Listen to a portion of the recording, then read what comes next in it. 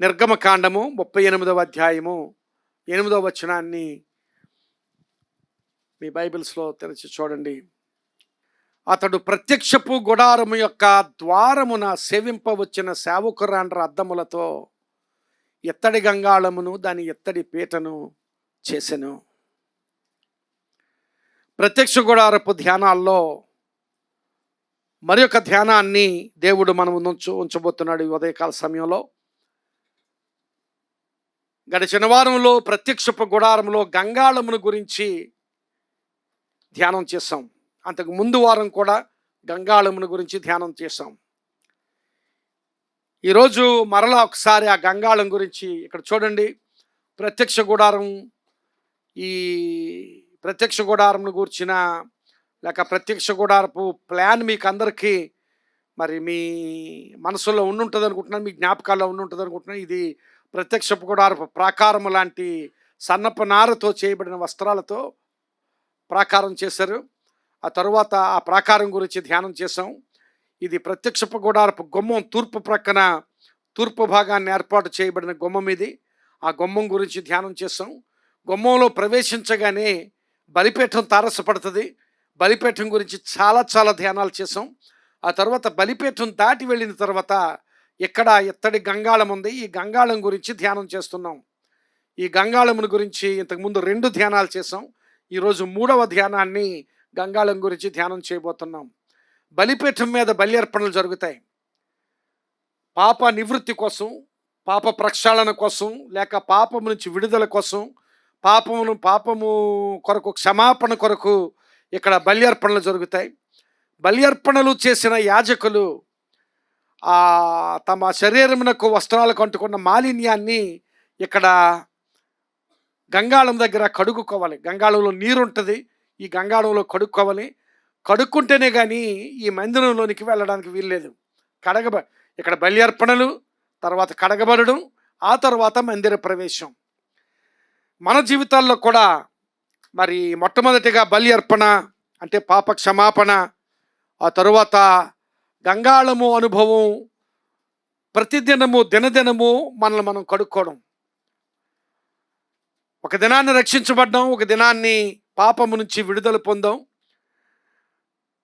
అంత మాత్రమే సరిపోదు. దినదినము మన జీవితాలకు అంటుకుంటున్న మాలిన్యాన్ని దినదినము కడుగు కొనవలసిన అవసరతను ఆ గంగాళం చూపిస్తోంది. ఆ గంగాళము దగ్గర కడగబోడు అనుభవం గురించి మనం గత 2 వారాలు ధ్యానం చేసాం. మీరు గమనించారో లేదో, ఆ ప్రత్యక్షపు గుడారములో ప్రతి ఉపకరణము దేవునిని సూచించే ఉపకరణంగా కనిపిస్తుంది. కానీ గంగాళము యాజకులను సూచించే ఉపకరణంగా కనిపిస్తుంది. యాజకులు అంటే మనమే. గత వారం ధ్యానం చేసాం. యాజకులు అంటే మనమే. మనందరం ఒక్కొక్కరిని ఒక్కొక్క యాజకుడిగా చేశాడు దేవుడు. యాజక సమూహంగా చేశాడు మనల్ని. యాజక ధర్మాన్ని మనం నిర్వర్తిస్తున్నాం. కనుక ఈ యాజక ధర్మాన్ని నిర్వర్తిస్తూ ఉండే అనుభవంలో ప్రతి విశ్వాసి దినదినము తన జీవితానికి అంటుకుంటున్న మాలిన్యాన్ని, ఈ లోక మాలిన్యాన్ని కడుగుకునే ప్రక్రియ ఆ గంగాళం సూచిస్తోంది. ఈ గంగాళం ఎలా చేయాలో దేవుడు చెప్పిన మాటలు ఇంతకుముందు వారాల్లో ధ్యానం చేసాం. 30వ అధ్యాయము గడిచిన వారం నిర్గమకాండం 30వ అధ్యాయము 27 నుంచి 31వ వచనం వరకు ఉన్న వచనాల్లో ఆ మాటలు ధ్యానం చేస్తాం. దేవుడు ఆ గంగాళాన్ని ఎలా చేయాలో తెలియచేశాడు. అలాగూ ఆ విషయాలు ధ్యానం చేస్తాం. ఇప్పుడు మోషే ఆ గంగాళాన్ని ఎలా చేశాడో ఆ మాటలు ఇక్కడ రాయబడ్డాయి. ఈ ఒక్క వచనంలోనే మోషే ఆ గంగాళాన్ని ఎలా చేశాడో అక్కడ రాశారు. మరలా చదువుతున్న నా వచనం 8వ వచనం, 38వ అధ్యాయం 8వ వచనం. అతడు ప్రత్యక్షపు గుడారము యొక్క ద్వారమున సేవింపవచ్చిన సేవకురాండ్ర అద్దములతో ఎత్తడి గంగాళమును దాని ఎత్తడి పీటను చేసెను. ఈ గంగాళము ఎత్తడితో చేయబడింది అని అక్కడ దేవుని వాక్యంలో మనకు సూచించబడుతోంది. ప్రియులారా గమనించాలి. బలిపీఠపు ఆవరణలో, బలిపీఠపు ప్రాకారంలోను, బలిపీఠపు వెలుపలి ఆవరణలోను ప్రతి వస్తువు ఎత్తడితో చేయబడిన సంగతి మనం గమనించగలం. అక్కడ బలిపీఠం కూడా ఎత్తడితో చేయబడింది. అలాగే గంగాళం ఎత్తడితో చేయబడింది. అలాగే ప్రాకారమునకు సంబంధించిన ఆ దెమ్మలు అవి ఇత్తడితో చేయబడ్డాయి. ప్రత్యక్ష గుడారమునకు ఆ మందిరం శాంక్చువరీకి బయట ఉన్నవన్నీ కూడా ఇత్తడితో చేయబడిన సంగతి మనము గ్రహించగలం. ఈ ఇత్తడి అనేది బలానికి, స్థిరత్వానికి సూచన. ఇత్తడి మన్నిక కలిగింది కనుక ఈ ఇత్తడి బలమునకు, స్థిరత్వానికి సూచన. ప్రియులారా గమనించాలి, అలాంటి బలానికి, స్థిరత్వానికి సూచనగా ఉన్నాయి. మనం బలంగా ఉండాలంటే, క్రైస్తవ విశ్వాసంలో బలముగా ఉండాలంటే, క్రైస్తవ విశ్వాసంలో స్థిరత్వం కలిగి ఉండాలంటే దినదినము కడగబడాలి. అలాంటి కడగబడే స్థితిలోనే మాత్రమే మనము క్రైస్తవ విశ్వాసంలో స్థిరంగాను బలంగాను ఉండగలం. ఈ గంగాళం చేసే పరిచర్య ఏమిటంటే కడగబడే పరిచర్య, కడిగే పరిచర్య, వాక్య పరిచర్య.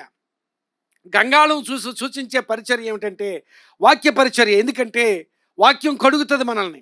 ఎఫెసీ పత్రికలో మనం చదువుకున్న 5వ అధ్యాయం 26-27 వచనంలో సంఘము కళంకమైనను, ముడత అయినను, అట్టిది మరి ఏది అయినను లేక పరిశుద్ధమైనది గాను, నిర్దోషమైనది గాను, మహిమగల సంఘముగాను ఆయన తన ఎదుట దానిని నిలువబెట్టుకొనవలెనని, వాక్యముతో ఉదక స్నానము చేత దానిని పవిత్రపరిచి పరిశుద్ధపరచుటకై దాని కొరకు తన్ను తాను అప్పగించుకొనెను. యేసుక్రీస్తు ప్రభు ఆయన మనలను ఆ వాక్యమనే నీటితో మనల్ని కడగాలని ఆ ఉద్దేశం యేసుక్రీస్తు ప్రభువుకు ఉన్నది అన్నట్లుగా అక్కడ ఎఫెసీ పత్రిక ఇప్పుడు మనం చదువుకున్న వాక్య భాగంలో మనం చూస్తూ ఉన్నాం. గంగాళం దగ్గర జరిగే పరిచర్య ఏమిటంటే కడగబడే పరిచర్య. ఆ కడగబడే పరిచర్య మనకు వాక్యంలో కనిపిస్తుంది. మనల్ని కడిగేది ఏమిటి? దినదినము మనల్ని కడిగేది ఏమిటి అంటే మనకు వాక్యమే గంగాళం. మన గంగాళం ఏదంటే ఇదిగో మన చేతుల్లో పెట్టాడు దేవుడు. అక్కడ బలిపే ఆ గంగాళాన్ని ఆ ప్రాకారం లోపల ఉంచాడు, కానీ మన గంగాళాన్ని దేవుడు మన చేతుల్లోనే ఉంచాడు. దినదినము ఈ వాక్యాన్ని ధ్యానించాలి, ఈ వాక్యాన్ని హృదయాల్లోనికి స్వీకరించాలి, వాక్య ప్రకారం జీవించగలిగే స్థితిలో మన జీవితాలు దేవునికి అప్పగించాలి. ప్రియులారా, వాక్యం మనం స్వీకరిస్తున్నట్లయితే వాక్యం మన పాపాన్ని మనకు సూచిస్తుంది. నాలో ఏ మాలిన్యం ఉన్నది అని ప్రశ్నించుకుంటాం, కానీ వాక్యం దగ్గర మనం నిలవబడితే వాక్యం చదువుతూ ఉండగా మన మాలిన్యాన్ని వాక్యం చూపిస్తుంది. మనం ఎలాంటి నీతి కలిగి ఉన్నామో వాక్యం చూపిస్తుంది. ప్రియులారా గమనించాలి, ఆ పాపానికి, నీతికి, ఆ తీర్పుకు రావాల్సిన తీర్పు జరగవలసింది అది జరగకుండా ఉండడం కోసం పాపాన్ని ఒప్పింపచేసేది దేవుని వాక్యం. ఒకసారి యోహాను సువార్త 16వ అధ్యాయము 8వ వచనం చూస్తే అక్కడ ఈ మాటలు ఉన్నాయి. యేసుక్రీస్తు ప్రభు పరిశుద్ధాత్మను గురించి మాట్లాడుతూ, నేను వెళ్ళి పరిశుద్ధాత్మను మీ కొరకు పంపిస్తాను అని చెబుతూ ఆ పరిశుద్ధాత్మ పరిచర్య గురించి ఆయన మాట్లాడుతూ, ఆయన వచ్చి, ఎవరు? పరిశుద్ధాత్ముడు వచ్చి, ఆయనంటే పరిశుద్ధాత్ముడు వచ్చి పాపమును గూర్చియు, నీతిని గూర్చియు, తీర్పును గూర్చియు లోకమును ఒప్పుకొన చేయును.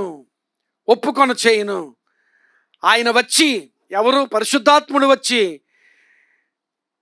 పాపమును గూర్చియు, మన పాపాన్ని గూర్చి, మన నీతిని గూర్చి, మనం ఎంత నీతిగా బ్రతుకుతున్నామో, మనం ఎలాంటి పాపపు స్థితిలో ఉన్నామో, వాటికి రావాల్సిన తీర్పును గూర్చి మనల్ని ఒప్పుకొని చేస్తాడు పరిశుద్ధాత్ముడు అని. ఆ పరిశుద్ధాత్ముడు దేని ద్వారా చేస్తాడంటే మరలా వాక్యం ద్వారా.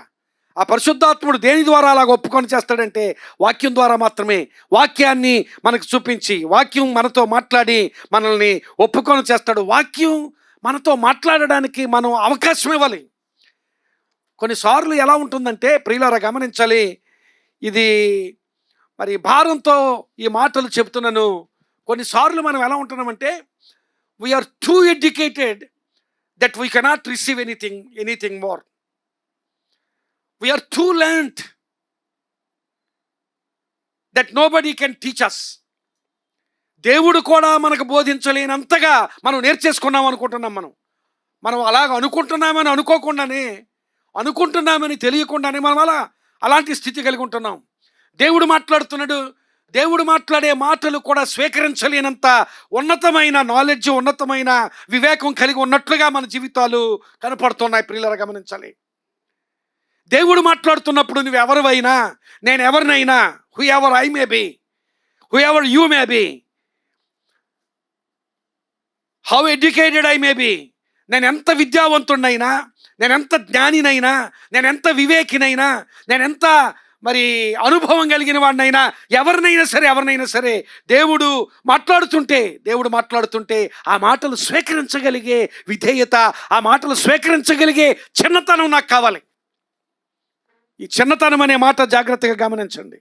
అలాంటి చిన్నవాడుగా నేను ఉండాలి. నేను పెద్దాడిని, నాకు ఎవరు చెప్పనక్కర్లేదు అనే స్థితి దేవుని వాక్యం దగ్గర పనికిరాదు. అలాంటి స్థితి క్రైస్తవ జీవితాల్లో కనిపిస్తుంది. I'm too big to be taught, I'm too educated to be taught, I'm too learned to be taught. నేను చాలా జ్ఞానిని, ఇంక నేను తెలుసుకోవాల్సింది ఏమీ లేదని, నేను చాలా పెద్దవాడిని, నేను ఇంకా తెలుసుకోవాల్సింది ఏమీ లేదని, నాకు చాలా అనుభవం ఉంది, నేను తెలుసుకోవాల్సింది ఏమీ లేదు. దేవుని వాక్యం దగ్గర నీవెవరివైనా, నేనెవరినైనా, ఎంత గొప్పవాడినైనా, మనం దేవుని సన్నిధిలో దేవుని వాక్యం దగ్గర విధేయులంగా, చిన్నవాళ్ళంగా ఐఎమ్ ఏ చైల్డ్. చూడండి, ఒక చిన్న పిల్లవాడు ఎలా నేర్చుకుంటాడో అలా నేర్చుకోవాల్సిందే దేవుని వాక్యాన్ని. అలాంటి అనుభవాలు కావాలి. ఒప్పుకొన చేయునని, ఆ ఒప్పుకొన చేసే ఆ స్థితి దేవునికి, దేవుడు ఒప్పుకొన చేయును అనే మాట గమనించాలి. ఒప్పుకోవడానికి, ఆ ఒప్పుకొన చేసే స్థితి మనలో, లేక ఒప్పుకునే స్థితి మనలో ఎప్పుడు కలుగుతుందంటే, Lord I am a child before you. నేను చాలా చిన్న పిల్లవాడిని ప్రభువా నీ దగ్గర, నేను చాలా విధేయుణ్ణి ప్రభువా నీ దగ్గర, నీ వాక్యం ముందు నేను ఏమీ చేతగాని వాడిని ప్రభువా అని తెరవబడిన హృదయంతో ఒక చిన్న పిల్లవాళ్ళ దేవుని దగ్గరికి చేరి నేర్చుకోవడం మొదలు పెడితే దేవుడు నేర్పిస్తాడు. దేవుడు ఒప్పుకొని చేస్తాడు. ప్రియులారా గమనించాలి. We're not big before God, we're not educated before God, we're not experienced before God, we're not dignified before God. దేవుని ఎదుట అవేమీ కాదు ప్రభువా, నాతో మాట్లాడు ప్రభువా, నేను నేర్చుకుంటాను, నాతో మాట్లాడు ప్రభువా, నేను ఒప్పుకుంటాను, నాతో మాట్లాడు ప్రభువా, నన్ను నేను అప్పగించుకుంటాను అని విధేయత కలిగిన హృదయాలతో మాట్లాడు ప్రభువా. మనం ఎప్పుడు ఆ మాట అంటాం, ప్రభువా చురుకైన మనస్సును స్వీకరించే హృదయాన్ని కలిగి ఉంటాను. ఎంతగా స్వీకరిస్తున్నాం ఆలోచన చేద్దాం. దేవుని వాక్యం ఒప్పుకొన చేసేది. ప్రియులరా, ఆ రెండు, ఆల్టర్ అండ్ లేవర్, అలాగే బలిపీఠము, అలాగే గంగాళము. ఈ బలిపీఠము గమనించాలి, it is judgement against sin, our sin, మన పాపమునకు తీర్పు తీర్చేది బలిపీఠం. అందుకనే బలిపీఠం దగ్గర బలి అర్పణలు జరగాలి. లేవర్ రెండవది ఏమిటది? గంగాళము, judgement against our self defilement. దినదినము మనకు అంటుకునే మాలిన్యానికి తీర్పు తీర్చేది అక్కడ ఆ గంగాళం. ప్రియులారా, మన మాలిన్యం విషయంలో మనం జాగ్రత్త పడాలి, గమనించాలి. మాలిన్యం విషయంలో జాగ్రత్త పడాలి. ఆ మాలిన్యం పోవడానికి దేవుని వాక్యం ద్వారానే దేవుడు ఆ కార్యం చేస్తాడు. ఎలా అంటే, ఏ స్థాయిలో మనం బ్రతుకుతున్నాం, క్రైస్తవ విశ్వాస జీవితంలో ఏ స్థాయిలో మనం బ్రతుకుతున్నాం, దేవుని వాక్యం మనకు బోధించే స్థాయిలో మనం బ్రతుకుతున్నామా? The standard of your Christian life. You just looking to ask this question. ఈ ప్రశ్న అడగండి. నీవు ఈ ప్రశ్న అడుగు. ఈ ప్రశ్న నీ హృదయానికి నీవే ఈ ప్రశ్న సంధించు. నేను ఏ స్థాయిలో బ్రతుకుతున్నాను? వాక్యం నాతో మాట్లాడే స్థాయిలో నేను బ్రతుకుతున్నానా? నీ జీవిత స్థాయి ఎలా ఉండాలంటే, వాక్యం మాట్లాడే స్థాయి.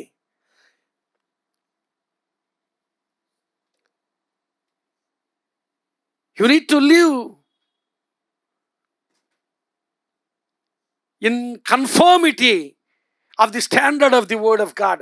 దేవుని వాక్యానికి అనుగుణంగా, దేవుని వాక్యపు స్థాయి మేరకు బ్రతకాలి. అలా బ్రతకాలి. నేనైనా నీవైనా, ఈ మాటలు నీ కొరకు మాత్రమే కాదు, నాతో కూడా దేవుడు మాట్లాడుతున్నాడు. మనందరం కూడా దేవుని వాక్య ప్రమాణం, దేవుని వాక్య స్థాయి ఆ స్థాయిలో బ్రతకాలి. అలా బ్రతకాలంటే ఈ గంగాళం దగ్గర ప్రతినిత్యం దినదినము I'm a child before you lord.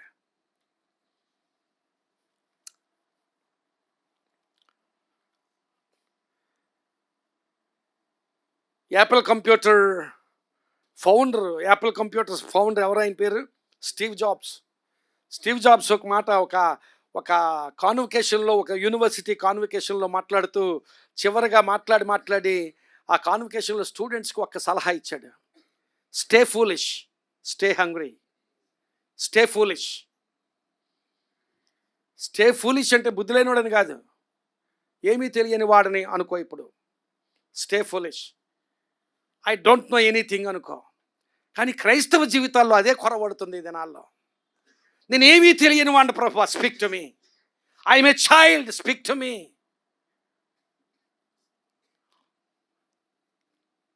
I have lots and lots of things still to be learned. ఇంకా నేను నేర్చుకోవలసినవి, నేను తెలుసుకోవలసినవి అనేక విషయాలు నీ వాక్యంలో ఉన్నాయి, నాకు నేర్పించు ప్రభువా. నేను చిన్నపిల్లవాడిని ప్రభువా, నాకు నేర్పించు అని దేవుని వాక్యం దగ్గర, దేవుని సన్నిధిలో చిన్నపిల్లల్లాగా దేవుని సన్నిధిలో చేరి ఆ రిసీవింగ్ హార్ట్తో,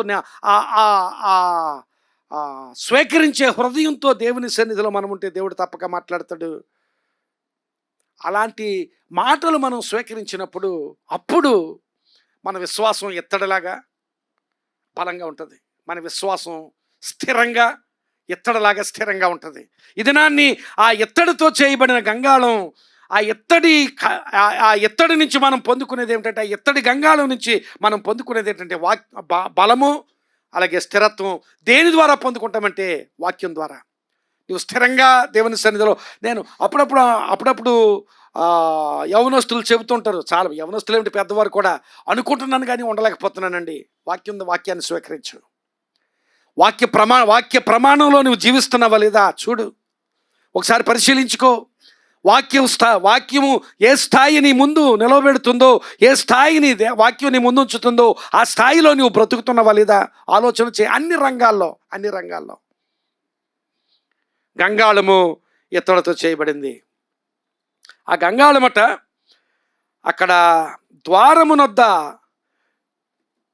సేవ చేయడానికి వచ్చిన సేవకురాండ్ర అద్దములతో చేయబడిందట. సేవకురాండ్ర అద్దములతో చేయబడింది. ఈ సేవకురాండ్ర అద్దాలు, మనకి అద్దం అంటే చాలా ఇష్టం అందరికీ కదా.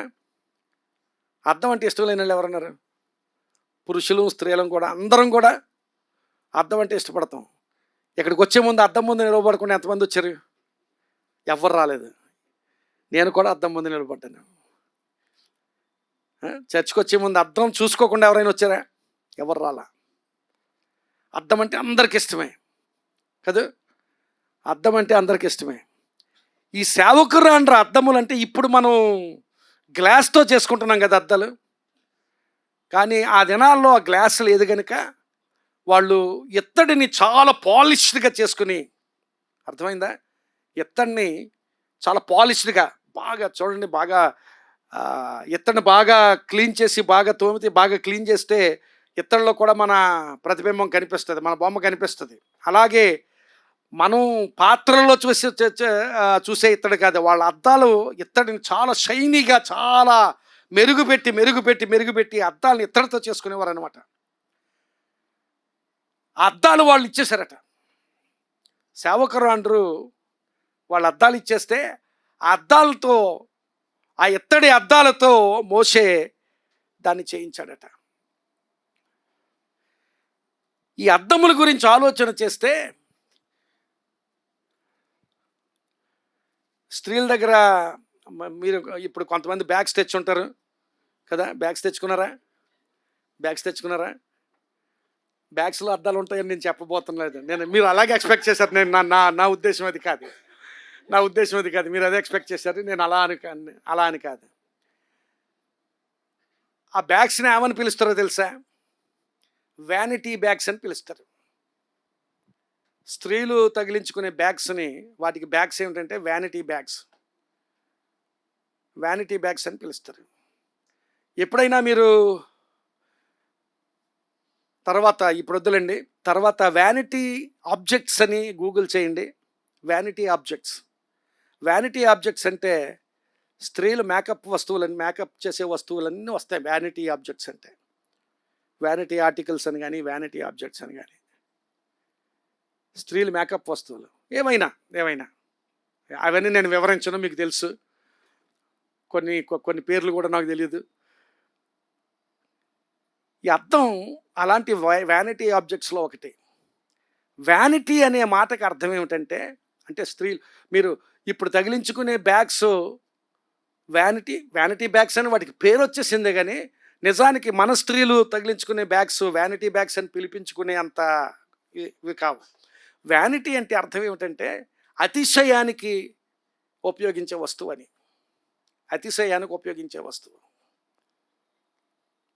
మొన్న మధ్య నేను చదువుతున్నాను, నేను ఎక్కడో ఏదో మ్యాగజైన్లోనో ఎక్కడో చదివాను, ఒక మ్యాగజైన్లోని ఎవరో ఒక ఆవిడ పేరు ఎందుకు, ఆవిడ హ్యాండ్ బ్యాగ్ పట్టుకుని వెళ్తూ ఆ హ్యాండ్ బ్యాగ్ని జూమ్ చేశారు. ఎందుకట 2,80,00,000 రూపాయలట హ్యాండ్ బ్యాగ్, వ్యానిటీ బ్యాగ్. అది నిజమైన వ్యానిటీ బ్యాగ్. అందులో ఏం పెట్టుకోరు, టు బీ ఫ్రాంక్, అందులో ఏం పెట్టుకోవడానికి ఉపయోగించే బ్యాగ్ కాదు, జస్ట్ టు హోల్డ్. అది పెట్టుకోవడానికి కాదు. అందులో ఏం పెట్టుకోవడానికి, అందులో ఏ ఆర్టికల్స్ పెట్టుకోవడానికి ఉపయోగపడదు ఆ బ్యాగ్. అది కేవలం పట్టుకుని చూపించడానికే. అర్థమవుతుంది కదా, అది వ్యానిటీ బ్యాగ్. అలా వచ్చింది బ్యాగ్స్కి పేరు. పూర్వకాలంలో చాలా ధనవంతులైన స్త్రీలు పట్టుకునేవారు అనమాట బ్యాగ్స్.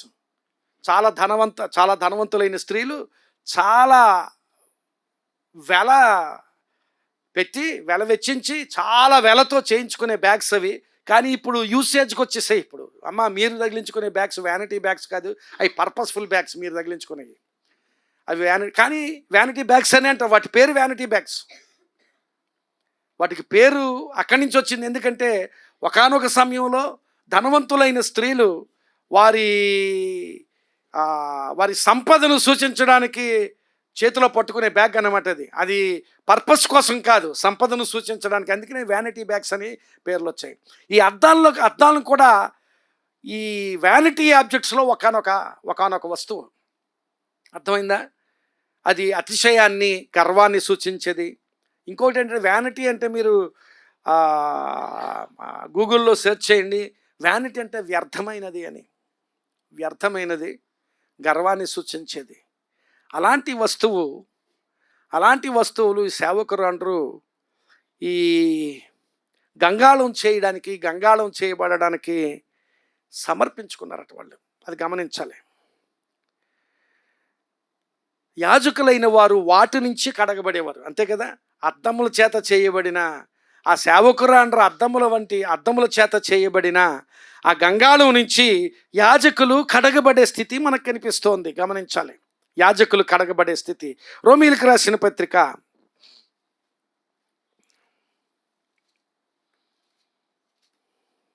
11వ అధ్యాయము 20వ వచనంలో ఈ మాటలు ఉన్నాయి. మంచిది, వారు అవిశ్వాసమును బట్టి విరిచివేయబడిరి, నీవైతే విశ్వాసమును బట్టి నిలిచి ఉన్నావో గర్వింపక భయపడుము. ఇక్కడ వారు నీవు అంటున్నాడు. గమనించాలి, వారు అవిశ్వాసమును బట్టి. అక్కడ ఆ పత్రికలో అక్కడ వాక్య భాగంలో అన్యజనులతో మాట్లాడుతున్నాడు పౌలు. వారు ఎవరంటే ఇశ్రాయేలీయులు. అవిశ్వాసమును బట్టి విరిచివేయబడి. ఇశ్రాయేలు జాతిని ఒక వృక్షంతో పోలుస్తున్నాడు ఆయన, ఒక చెట్టుతో పోలుస్తున్నాడు. చెట్టుతో పోలుస్తూ ఆ చెట్టు ఏ చెట్టు అంటే ఇశ్రాయేలు అనే చెట్టే, కానీ దేవుని ఇంకోలా చెప్దాం, దేవుని కుటుంబం అనే చెట్టు.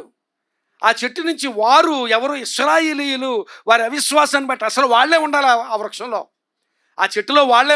అసలు ఆ చెట్టు వారి కొరకే నియమించబడింది, కానీ వారి అవిశ్వాసమును బట్టి విరిచివేయబడింది. నీవైతే విశ్వాసమును బట్టి ఆ చెట్టులో నిలిచి ఉన్నావు. గమనించాలి, నీవైతే విశ్వాసమును బట్టి ఆ చెట్టులో నిలిచి ఉన్నావు కనుక ఆ చెట్టులో నిలిచి ఉన్న దాన్ని బట్టి గర్వింపక భయపడము. అది గమనించాలి. ఈ మాటలు ఎందుకు చెప్తున్నానంటే, గర్వము ఈ దినాల్లో రకరకాలుగా కనిపిస్తుంది. డబ్బుంటే గర్వం, అధికారం ఉంటే గర్వం, లేకపోతే జ్ఞానం ఉంటే గర్వం, చదువుంటే గర్వం, ఇంకా రకరకాల గర్వం కనిపిస్తుంది. కానీ విశ్వాసులమైన మనం ఆయా సమయాల్లో మనకున్న ప్రార్థనా జీవితాన్ని బట్టి గర్వించే స్థితి, మనకున్న విశ్వాసాన్ని బట్టి గర్వించే స్థితి, మనకున్న క్రైస్తవ అనుభవాలను బట్టి గర్వించే స్థితి, అలాంటి స్థితిని గురించి మాట్లాడుతున్నాడు. గర్వింపక భయపడము.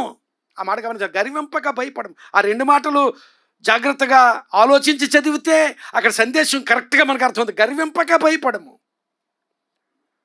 గర్వింపక భయపడము. ఆ స్త్రీలు ఆ గర్వానికి సూచనగా ఉన్న, అతిశయానికి సూచనగా ఉన్న అద్దాలను సమర్పించరు. ఒకవేళ యాజకులకు కూడా ఒక సందేశం అందించారేమో స్త్రీలు, ఇదిగో మా అతిశయానికి సూచనగా ఉన్న ఈ అద్దాలు ఇస్తున్నాం కనుక ఆ అద్దములతో చేయబడిన ఆ గంగాల నుంచి మీరు కడగబడండి. ఒకవేళ మేము యాజకులమని అతిశయిస్తున్నారేమో, మేము దేవుని చేత ఏర్పరచబడ్డాము అని అతిశయిస్తున్నారేమో, అతిశయం నుంచి కడగబడండి, గర్వింపక భయపడము. ఆ మాటలు గమనించాలి, గర్వింపక భయపడము. ఇశ్రాయేలీయుడేమో విరిచివేయబడ్డాడట, అంటే వేరు చేయబడ్డాడు ఆ వృక్షం నుంచి. నీవు నిలిచి ఉన్నావు అంటే నీవు అంటు కట్టబడ్డావు, గ్రాఫ్ట్ చేయబడ్డావు. ఆ చెట్టులోనికి నీవు గ్రాఫ్ట్ చేయబడ్డావు, నీవు అంటు కట్టబడ్డావు కనుక నీవు నిలిచి ఉన్నావు. కనుక నిలిచి ఉన్న స్థితిని బట్టి గర్వింపక భయపడము. ప్రియులారా గమనించాలి, ఈ మాటలు సంఘముతో మాట్లాడుతున్న, ప్రభువుని ఎరగని వారితో మాట్లాడుతున్న మాటలు కాదు. గర్వింపక భయపడమనే మాట విశ్వాస స్థితిని బట్టి గర్విస్తున్నావా? నీకున్న మంచి అనుభవాలను బట్టి గర్విస్తున్నావా? గర్వింపక భయపడము అని అక్కడ దేవుని వాక్యం సూచిస్తుంది. గర్వం గురించి మాట్లాడుతున్నాడు. అపోస్తుల కార్యములు 14:15 చూస్తే, అయ్యలారా మీరెందుకు ఇలాగూ చేయుచున్నారు? మేము కూడా మీ స్వభావము వంటి స్వభావము గల నరులమే. మీరు ఈ వ్యర్థమైన వాటిని విడిచిపెట్టి ఆకాశమును భూమిని సముద్రమును వాటిలో ఉండు సమస్తమును సృజించిన జీవము గల దేవుని వైపు తిరగవలనని మీకు సువార్త ప్రకటించుచున్నాను. అక్కడ ఒక కుంటివాణిని స్వస్థపరిచారు పౌలు, ఆయన అనుచరులు పరిచర్య చేస్తూ ఆ కుంటివానికి స్వస్థత కలిగింది. ఆ ప్రాంతంలో వాళ్ళు ఏ దేవతలనైతే ఆరాధిస్తున్నారో ఆ దేవతల పేర్లు వీళ్ళకి పెట్టి, పౌలు అనుచరులకి పెట్టి, గమనించాలి, వీళ్ళని దేవతలుగా చేయడానికి, వీళ్ళని దేవతలుగా పూజించడం మొదలుపెట్టారు. అప్పుడు అంటున్నాడు, మీరు ఎందుకు ఇలాగూ చేయుచున్నారు? మేము కూడా మీ స్వభావము వంటి స్వభావము గల నరులమే. మేము నరులం. ఒకడికి ద్రౌపది అని పేరు పెట్టారు, ఇంకొకడికి హెర్మే అని పేరు పెట్టారు. పేరు పెట్టి వీళ్ళని దేవతలుగా చేసి ఆరాధించే స్థితిలోనికి వచ్చేసారు. కనుక మేము నరులమయ్యా, మీరు ఈ వ్యర్థమైన వాటిని విడిచిపెట్టి, ఏ వ్యర్థం? ఈ వ్యర్థమైన ఆరాధనను విడిచిపెట్టి ఆకాశమును భూమిని సముద్రమును వాటిలో ఉండు సమస్తమును సృజించిన జీవము గల దేవుని వైపు తిరగవలనని, ఈ వ్యర్థమైన వాటిని విడిచిపెట్టి, దాని గురించి మీకు ఆ వాక్యం చూపిస్తున్నాం. వ్యర్థము. వ్యానిటీ అంటే వ్యర్థం. ఈ అద్దము అనేది అతిశయానికి, వ్యర్థమైన స్థితికి సూచన. అలాంటి స్థితిని గురించి దేవుని వాక్యం మాట్లాడుతుంది. గర్వింపక భయపడము, అలాగే వ్యర్థమైన వాటిని విడిచి జీవము గల దేవుని వైపు తిరగాలని. ఇంకోటి ఏంటంటే, అద్దము మన స్వీయ ప్రతిబింబాన్ని సూచిస్తుంది, అంతే కదా. మన సొంత మన సొంత పిక్చర్ని చూపిస్తుంది. నేను ఎలా ఉన్నానో అద్దం ముందు నిలబెడితే కోటేశ్వరరావు గారు కనపడరు కదా. ఎవరు నిలబెడితే సొంత ప్రతిబింబాన్ని చూపిస్తుంది అద్దం. అందుకనే యాకోబు భక్తుడు ఈ అద్దాన్ని దేవుని వాక్యంతో పోల్చాడు. యాకోబు పత్రిక 1వ అధ్యాయం 23వ వచనంలో, ఎవడైనను వాక్యముని వినువాడై ఉండి దాని ప్రకారము ప్రవర్తింపని వాడైతే వాడు అద్దములో తన సహజ ముఖమును చూసుకొని మనుష్యుని పోలి ఉన్నాడు. అద్దములో సహజ ముఖం మంచి అద్దాలు అయి ఉండాలి ఇవి. ఎందుకంటే ఒక్కొక్కసారి ఎగ్జిబిషన్స్లో క్యారికేచర్ మిర్రర్స్ పెడతారు కదా, మనం పొడుగ్గా కనిపెడతాం, మన మొహం ఇలా సాగదీసినట్టు కనిపిస్తుంది. అలాంటి అర్థం కాదు, సహజ ముఖం. క్యారికేచర్ మిర్రర్స్ కాకుండా సహజ ముఖము. ఎవడైనను వాక్యముని వినివాడై ఉండి దాని ప్రకారము ప్రవర్తింపనివాడైతే, ప్రియులరా గమనించాలి, వాక్యం అర్థం. వాక్యం ముందు అసలు నీవు ఎలా ఉన్నావు అనేది వాక్యం ముందు నిలవబడితే నీ నీ నీ పిక్చర్ వాక్యంలో కనిపిస్తుంది, నీ ఇమేజ్ వాక్యంలో కనిపిస్తుంది. వాక్యం చదువుతూ ఉండగా నీ ఇమేజ్ కనిపిస్తుంది, నీ పిక్చరు, నీ నీ ప్రతిబింబం వాక్యంలో కనిపిస్తుంది. ఆ ప్రతిబింబం కూడా నీ ప్రతిబింబమే కనిపిస్తుంది. ఇంతకుముందు ఒక కథనం విన్నాం మనం, మరలా చెబుతాను దాన్ని. ఒక అటవీ ప్రాంతంలో ఉన్న ఒక అనాగరికమైన ఒక యవనస్తుడు, ఒక అనాగరికం, వాడికి ఏం తెలియదు, టౌన్ చూడడానికి వచ్చాడట. టౌన్లో, పట్టణంలో తిరణాలు జరుగుతున్నాయి. ఆ తిరణాల సమయంలో టౌన్ చూడడానికి వచ్చాడట. ఆ టౌన్లో అటు ఇటు తిరణాల్లో తిరుగుతున్నాడు. ఆ తిరణాల్లో చాలా దుకాణాలు ఉంటాయి కదా, చిన్న చిన్న దుకాణాలు. ఆ దుకాణాల దగ్గర ఆగి చూస్తున్నాడు. ఒక దుకాణం దగ్గర ఈ ప్లాస్టిక్ వస్తువులు, చిన్న చిన్న ప్లాస్టిక్ వస్తువులు, చిన్నపిల్లలు ఆడుకునే వస్తువులు అవి అమ్ముతున్నాడు. అక్కడ ఒక ఇంట్రెస్టింగ్ ఆర్టికల్ కుర్రాడికి కనిపించింది. వీడికి అదే ఫస్ట్ టైం టౌన్కి రావడం, ఎప్పుడు తెలియదు, ఏమిది అనాగరికమైన స్థితి. అక్కడ కనిపిస్తే అద్దం ఉన్నది. అక్కడ అద్దాన్ని వీడు ఎప్పుడు చూడలేదు, అద్దంలో ఎప్పుడు వీడు చూసుకోలేదు కూడా. మేము అద్దం ఉంది అక్కడ. ఏమిటా ఇది అని చూస్తే ఎవరిదో బొమ్మ కనిపిస్తుంది. అంటే ఎవరిదో అంటే వాడిదే, కానీ వాడికి తెలియదుగా, వాడు ఎప్పుడు చూసుకోలేదుగా. కనుక ఈ ఎవరిదో బొమ్మ కనిపిస్తుంది, ఎవరిదో ఫోటో. ఈ ఫోటోలు అమ్ముతున్నారు ఇక్కడ, ఎవరిదో బొమ్మలు అమ్ముతున్నారు ఇక్కడ అనుకున్నాడు. పెట్టేశాడు. పెట్టేసిన తర్వాత అలాంటి అర్థమే ఇంకోటి తీసి చూశాడు. ఇంకో దానిలోనే ఆ ఫోటో కనిపిస్తుంది. ఇతను ఎవరో అనుకున్నాడు, మళ్ళీ పెట్టేశాడు. మళ్ళీ ఇంకొకటి తీశాడు.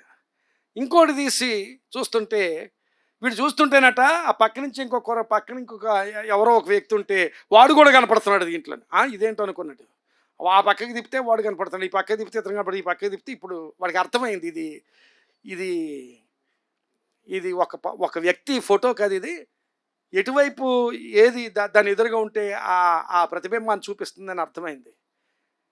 ఇంకా అసలు తిరణాలన్నిటిలోనూ ఇంట్రెస్టింగ్ ఆర్టికల్ ఏంటంటే వాడికి అదే. ఏంటి ఆ తిరణాలంతట్లో కూడా ఇంట్రెస్టింగ్ ఆర్టికల్ అదే. కొనుక్కొని తీసుకెళ్ళాడు. పెళ్ళయింది వీడికి. కొనుక్కొని తీసుకెళ్ళాడు. చాలా రహస్యంగా ఉపయోగిస్తున్నాడు దీన్ని, ఎవరికి తెలియకుండా, భార్యకు కూడా తెలియకుండా చాలా రహస్యంగా ఉపయోగిస్తున్నాడు. వాడే చూసుకుంటున్నాడు. అది ఆ తలగడ కింద, ఆ తలగడ కవర్స్ లోపల ఎక్కడో దాచిపెడుతున్నాడు. చూసుకుంటున్నాడు, చాలా చక్కగా చూసుకుంటున్నాడు. మళ్ళీ దాని దగ్గర దాచేస్తున్నాడు, చూసుకుంటున్నాడు, దాని దగ్గర దాచేస్తున్నాడు. ఒకసారి చాలా రోజులైన తర్వాత భార్య గమనించింది, ఏంటి ఇతను ఏదో చూస్తున్నాడు అంటే. ఓపెన్గా చూస్తే అందరికీ మామూలుగానే ఉంటుంది, చూసి దాచేస్తున్నాడు. దాచేయడం కనిపిస్తుంది.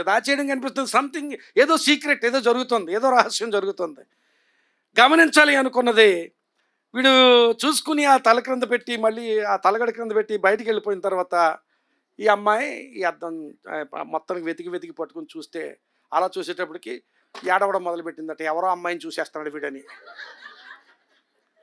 మరి అమ్మాయికి క్రొత్తే కదా, ఎవరో అమ్మాయిని చూసేస్తున్నాడు వీడు అని ఏడవడం మొదలుపెట్టిందట. ఏడవడం మొదలుపెట్టి అలాగే ఏడుస్తుంది, అక్కడే పెట్టేసింది. వీడు కూడా అప్పుడప్పుడు వెనకను చూస్తుంది, వీడు చూస్తున్నాడు, ఆ అమ్మాయిని చూస్తున్నాడు వీడు అనుకుంటుంది. అలాగే ఏడుస్తూ విచారంగా ఉంటే చాలా కాలానికి ఆ అమ్మాయి తల్లి కనిపెట్టింది. ఈ అమ్మాయి ఏదో మొత్తానికి బాధతో ఉందంటే, ఎందుకమ్మా ప్రతిరోజు ఇలాగ నేను చూస్తున్నాను, నాకు తెలియకుండా నువ్వు చాలా బాధతో ఉంటున్నావు, ఏడుస్తున్నావు, ఎందుకు అలాగే ఏడుస్తున్నావు అంటే, కొన్ని రోజులు చెప్పలేదు, కానీ తర్వాత చెప్పిందట. ఏంటంటే, మీ అల్లుడు ఇంకొక అమ్మాయిని చూస్తున్నాడమ్మా అంటే, అదేంటి చాలా మంచి పిల్లడు, అలా చేయడా పిల్లడు అంటే, లేదు చూడని చెప్పేసి అర్థం ఇచ్చిందట ఆవిడికి. ముసలిదాన్ని చూస్తుంటే నీకేంటి అన్నదట ఈ అమ్మాయి.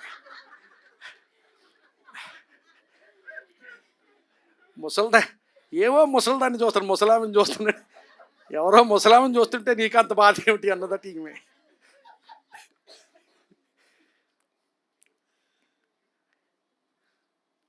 ఆ అమ్మాయి అద్దంలో చూసి ఆ ఆ ఆ ప్రతిబింబం తనదనుకోవడం లేదు. ఎవరిదనుకుంటుంది? ఎవరిదో ఇంకొక అమ్మాయిది. ఈ ముసలామె తన ప్రతిబింబమే చూసి ఈ అమ్మాయి ఈ ముసలామె ఏమనుకుంటుంది? ఎవరో ముసలామె. అందుకనే తన సహజ ముఖమును చూపించిన ఈ మాట ఎందుకు చెప్తున్నానంటే, ఒకసారి ఇంకొక మాట చూపిస్తాను. త ఆహ్, ఆహ్, సామెతల గ్రంథంలో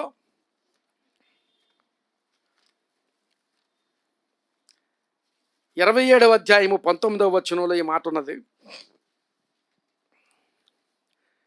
నీటిలో ముఖమునకు ముఖము కనబడినట్లు ఒకని మనస్సునకు మరి ఒకని మనస్సు కనబడును. ఒకని మనస్సునకు మరి ఒక మనస్సు కనపడను. వాక్యం చదువుతుంటే మనకేమి వినిపిస్తుందంటే, ఏదైనా ఒక అవలక్షణం ఉంటే, అదిగో అవలక్షణం ఇదిగో జోనాథన్ గారిలో ఉంది, లేకపోతే కోటేశ్వరరావు గారిలో ఉంది, లేకపోతే రాజశేఖర్ గారిలో ఉంది. నీ అవలక్షణాలు నీకు కనిపించవు. ఆ వాక్యంలో ఎవరిదో అవలక్షణం కనిపిస్తుంది. ఆ అమ్మాయికి అర్థంలో ఆ అమ్మాయిది అనుకోవడం లేదు, ఎవరిదో అనుకుంటుంది. అలాగే నీ అవలక్షణం నీకు కనిపించదు, ఎవరిదో కనిపిస్తుంది. ప్రియులారా గమనించాలి. మన సొంత ఎందుకంటున్నానంటే, అద్దంలో కనిపించేది నీ ప్రతిబింబమే. వాక్యంలో కనిపించే అవలక్షణం అంతా నీది. గమనించాలి. నీ రూపాన్ని నీకు చూపించేది దేవుని వాక్యం. నీ రూపాన్ని నీకు చూపించేది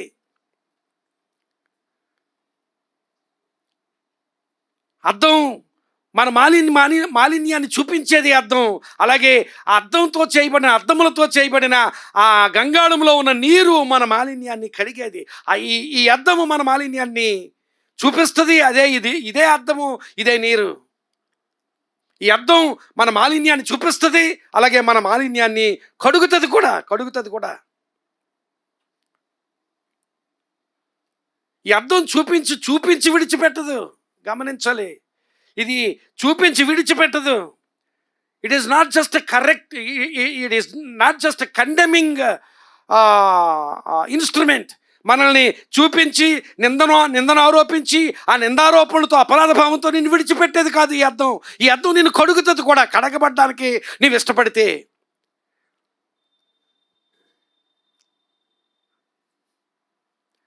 ధర్మశాస్త్రం చూపించేది నీ పాపం ఏమిటో, ఆ పాపానికి నివృత్తి నీవు జరిగించుకోవాలి. కానీ క్రొత్త నిబంధన అది కాదు.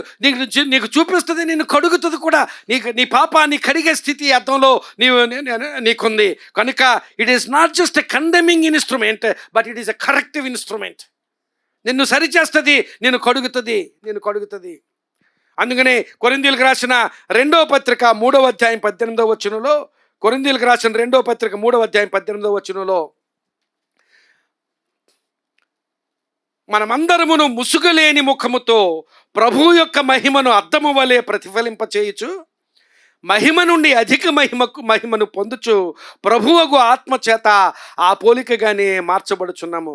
మనమందరము ముసుగులేని ముఖముతో ప్రభు యొక్క మహిమను అద్దము వలె ప్రతిఫలింపచేయుచు. అద్దము వలె అంటే ఆయన మహిమ అద్దంలో కనపడితే అది నీ ప్రతిబింబంలాగా, లేక నీలో ఆయన మహిమ ప్రతిబింబించగలిగేటట్లుగా అలాంటి పోలిక అక్కడ చూపిస్తున్నాం. మనమందరమును ముసుగు లేని ముఖముతో ప్రభువు యొక్క మహిమను అద్దము వలె ప్రతిఫలింపచేయచ్చు. అంటే ఆయన మహిమ. ఇంకొక ఉదాహరణ తీసుకోండి. చంద్రుడు చాలా చక్కటి వెలుగుని ఇస్తున్నాడు మనకి. ఎక్కడి నుంచి వచ్చింది చంద్రునికి వెలుగంటే, అలాగే ఆయన మహిమను మనం ప్రతిఫలింపచేసే అనుభవం మనకు కావాలి. అలా కావాలి అంటే ఈ వాక్యం అనే నీటితో దినదినము వాక్యం ముందు నిలవబడదాం. వాక్యం ముందు నిలవబడితే వాక్యం మన రూపాన్ని మనకి చూపిస్తుంది, మన స్థితిని మనకి తెలియపరుస్తుంది. ఆ అద్దంలో ఆ నీటితో కడుగుబడదాం, ఆశీర్వదించబడదాం. నిర్గమకాండం 30వ అధ్యాయము 21వ వచనం. ఈ గంగాళము చేయబడిన స్థితి పోయిన వారం ధ్యానం చేసాం. ఆ మాటలు ఆ ఒక్క మాట చదువుదాం. ఈ గంగాళం చేయమని దేవుడు చెప్పినప్పుడు, దేవుడు చెప్పిన మాట ఈ గంగాళం గురించి 30వ అధ్యాయం 21వ వచనం. తాము చావక ఉండునట్లు తమ చేతులను కాళ్లను కడుగు కొనవలెను. అది వారికి అనగా అతనికిని అతని సంతతికిని వారి తరములకును నిత్యమైన కట్టడగా ఉంది. ఇది నిత్యం జరగాలి, నిత్యమైన కట్టడ. నీవు గంగాళం దగ్గర కడుగుకోవాలి అనేది నిత్యమైన కట్టడ. అది గమనించాలి.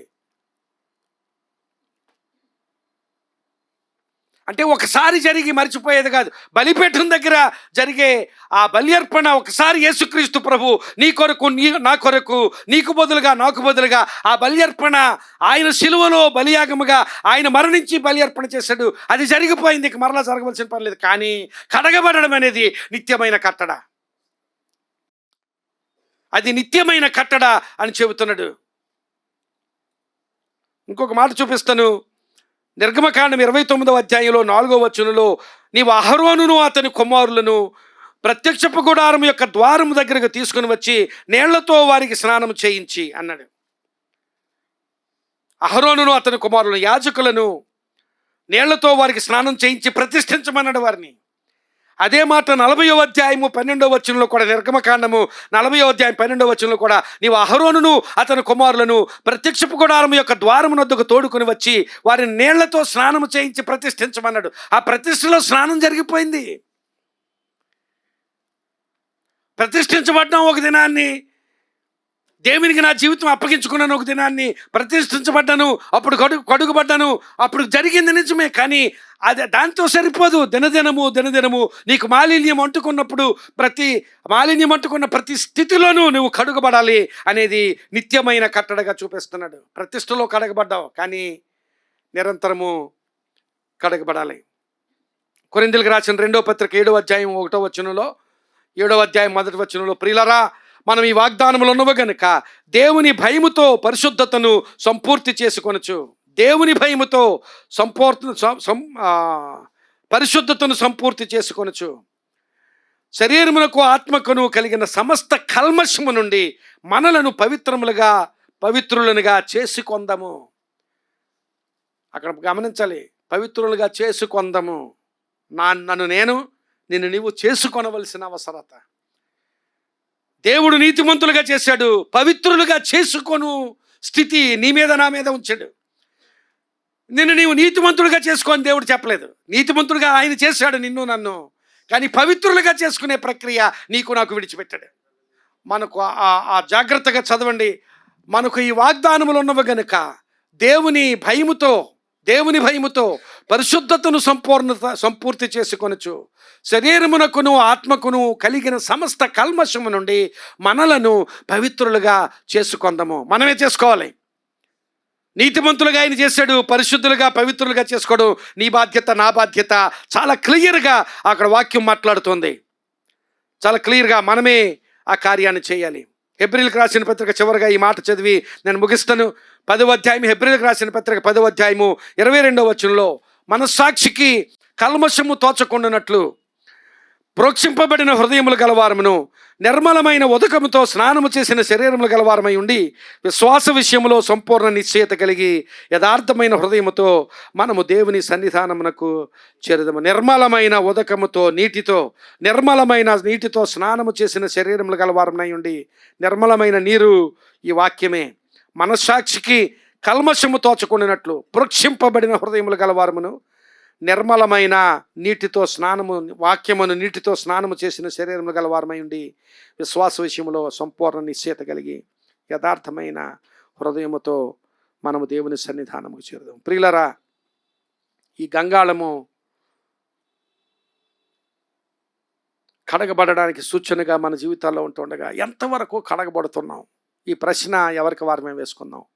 ఎంతవరకు కడగబడుతున్నాం? ఎంతవరకు మన జీవితాలను మనం కడుక్కుంటున్నాం? దినదినము వాక్యాన్ని స్వీకరిస్తూ వాక్యం. ఇంకొక ప్రశ్న అడుగుతున్నాను. ఈ గంగాళంలో నీరు వాక్యం గురించి మాట్లాడుతుంది కనుక ఇంకొక ప్రశ్న, ఎంతమంది ప్రతిదినము వాక్యం ధ్యానం చేస్తున్నారు? చేతులెత్తి చూపించక్కర్లేదు. ఎంతమంది ప్రతిదినము మీలో ప్రతి ఒక్కొక్కరికి ప్రశ్న, ఎంతమంది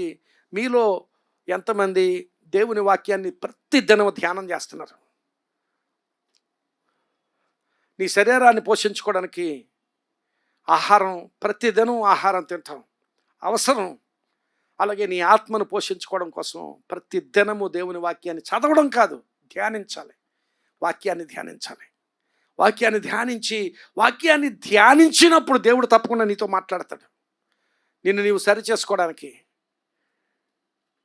నీకు అంటుకున్న కల్మషాన్ని, నీకు అంటుకున్న మాలిన్యాన్ని కడుగుకోవడానికి దేవుడు అవకాశం ఇస్తాడు. అలాంటి అవకాశం కలగాలంటే ప్రతి దినము కొంత సమయం దేవుని వాక్యాన్ని ధ్యానించాలి. అది క్రైస్తవ జీవితాల్లో అది అవసరం. ఒకవేళ ఇప్పుడు ఈ సమయంలో ఒకవేళ అలాంటి అనుభవం లేకపోతే దేవుడు మీతో మాట్లాడుతున్నాడు. నిర్ణయం చేసుకోండి. 2026 సంవత్సరంలో ఒక నెల గడిచింది. 2వ నెలలో just we are in the beginning of the second month of this year. మన జీవితం మన పరిచర్యలో ఈ సంవత్సరం నెరవేర్పు సంవత్సరంగా పరిగణిస్తున్నాం కనుక దేవుని వాగ్దానాల నెరవేర్పు, దేవుని వాక్యం మన జీవితాల్లో నెరవేర్పు, అలాగే దేవుని ఆలోచనలు మన జీవితాల్లో నెరవేర్పు కలగాలి అంటే దేవుని వాక్యానికి మన జీవితాలు అప్పగించుకుందాం. ప్రియులారా, దేవుని వాక్యం ఏ స్థాయిలో బ్రతకాలని మనకు సూచిస్తుందో ఆ స్థాయిలో మనం బ్రతకగలిగితే అదే మనకు ఆశీర్వాదం. అదే మన జీవితాల్లో గొప్ప మేలును కలుగు చేసేది. ఆశీర్వాదం కావాలి అంటే దేవుని వాక్య స్థాయిలో బ్రతుకుదాం, ఆశీర్వదించబడదాం. ప్రార్థన చేసుకుందాం. దయచేసి తల వంచండి.